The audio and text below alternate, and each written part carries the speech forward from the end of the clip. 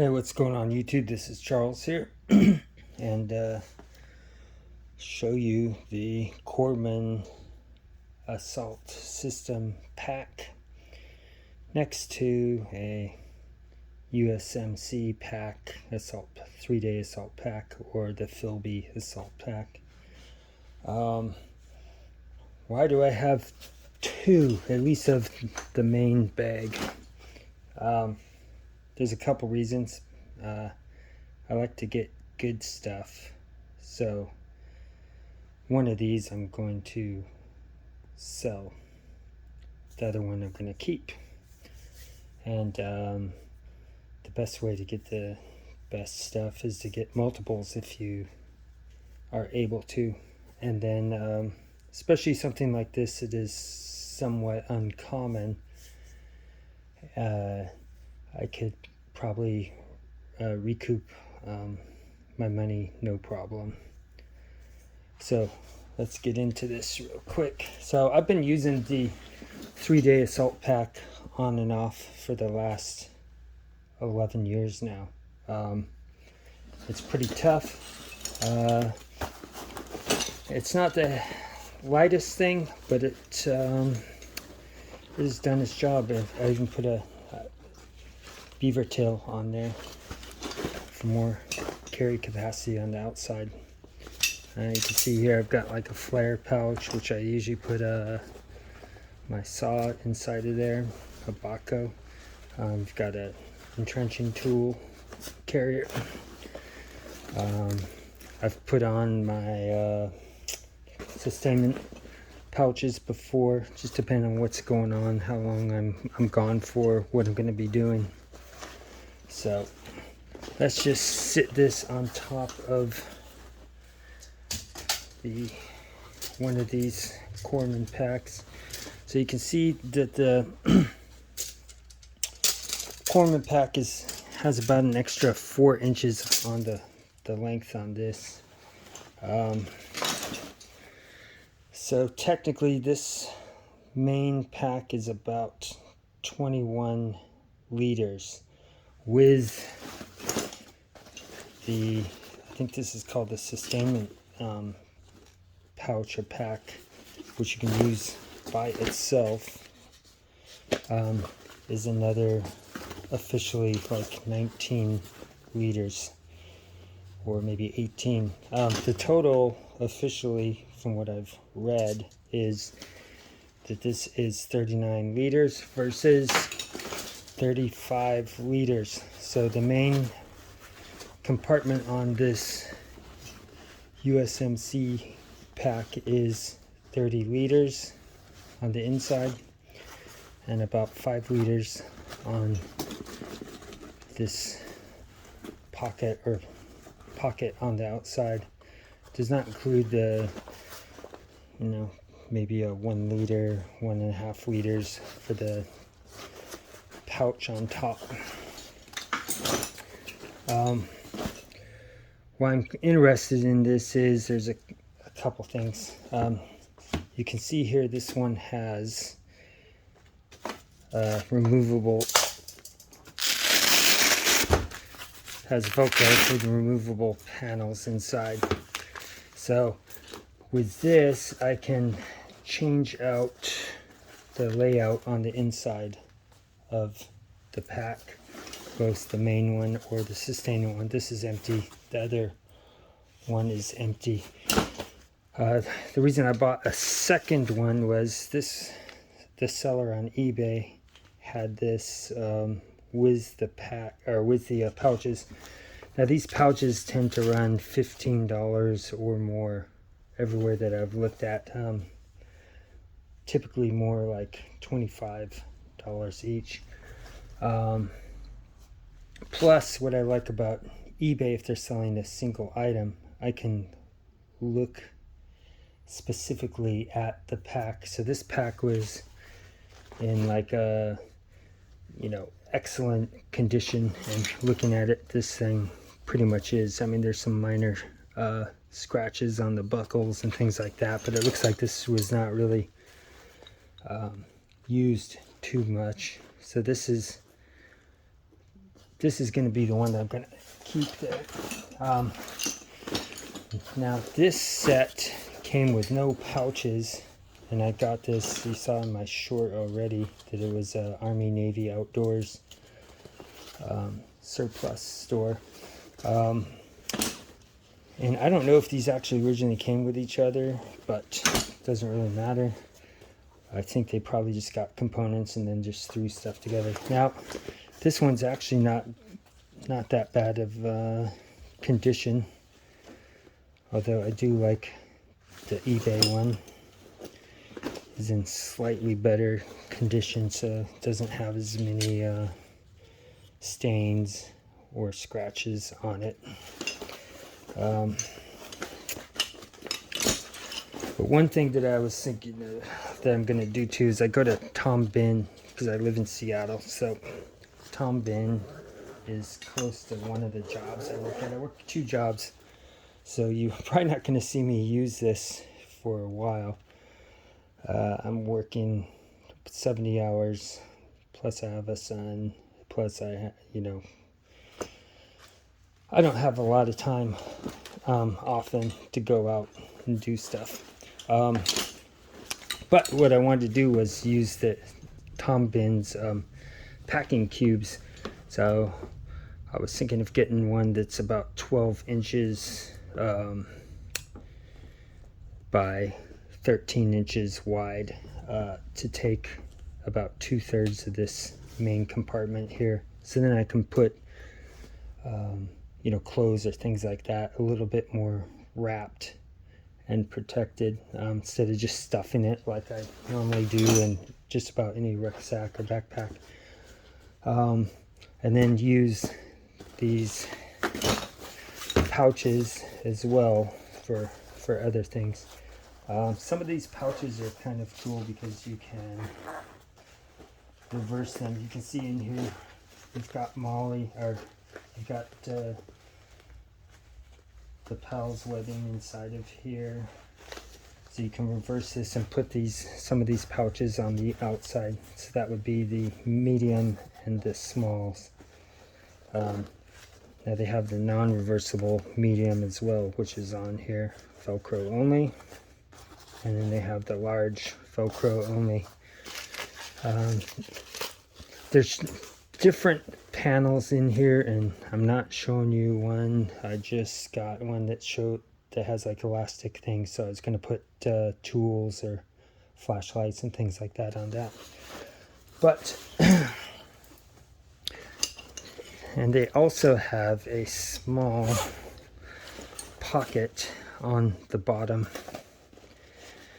So this is slightly smaller than the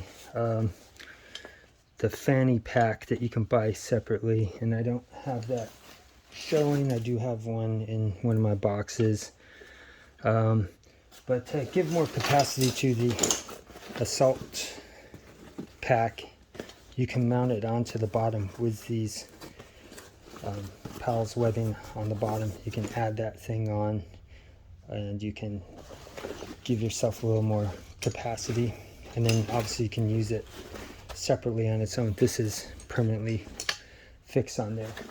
Now, what makes this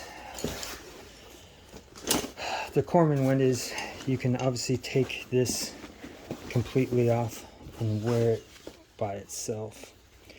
And that's why I was kind of attracted to this, possibly for training, or not training. I'm too old for training.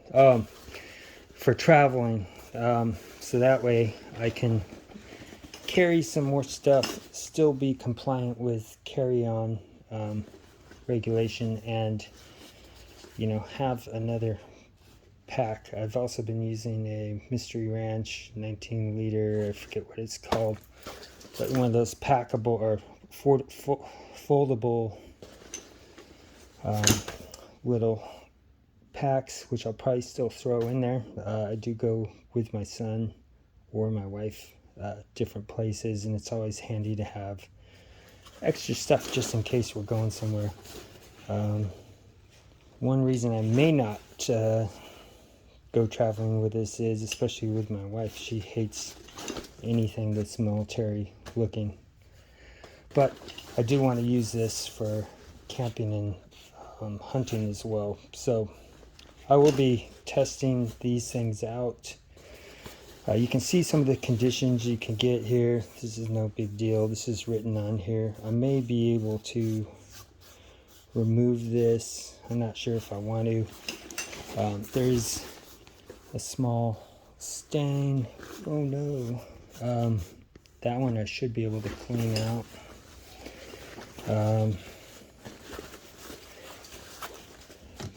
I have not even washed these, so typically when I get any backpack that's been used, then I will hand wash these things outside, get all the grime off of it. And you know, sometimes it's funny, especially surplus places don't have time or don't want to invest time to clean the stuff up, and they look way rougher than they actually are until you just take a few minutes to wash off the grime and things like that.